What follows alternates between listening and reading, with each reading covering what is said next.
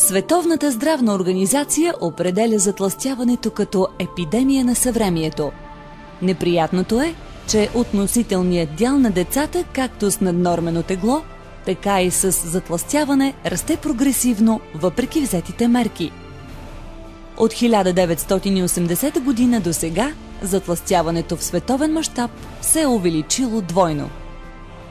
През 2010 година повече от 40 милиона деца на възраст под 5 години са били с наднормено тегло. Според статистиката, между 32 и 36% от децата в България са с наднормено тегло и различна степен на затлъстяване. Затлъстяването, наднорменото тегло и гръбначните изкривявания са основен проблем при децата в българските училища. Той е в основата на редица заболявания с огромен социален ефект – диабет, сърдечно-съдови заболявания, депресия, агресия и социална изолация. В съчетание с прогресивното обездвижване на децата, затлъстяването, наднорменото тегло и опорно-двигателните смущения ще се превърнат в бомба със закъснител за цяло едно поколение българи. Затлъстяването може да бъде избегнато.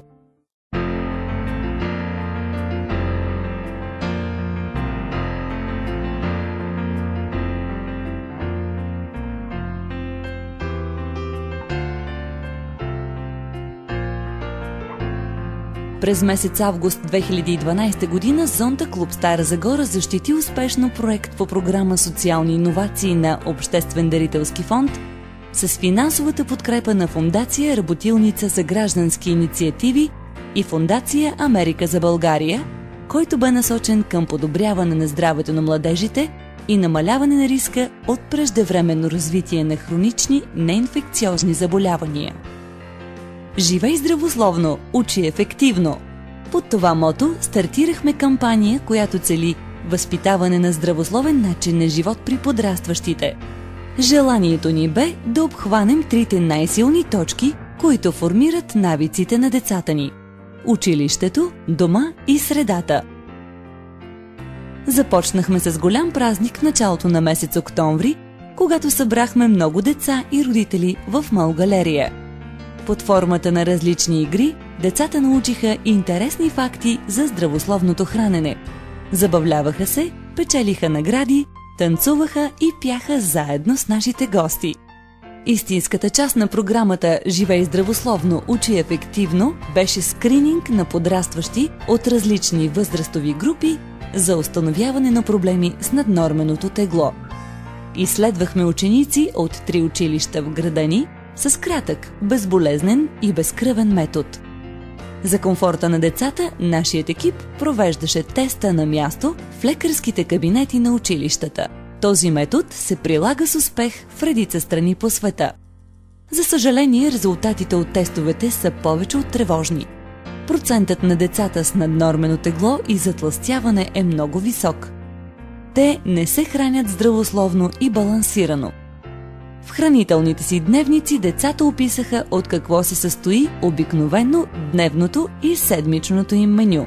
С предимство бяха пици, банички, дюнери, шоколадови изделия, чипсове. Оказа се, че едва за около 42% от обследваните ученици правилното хранене е синоним на здраве.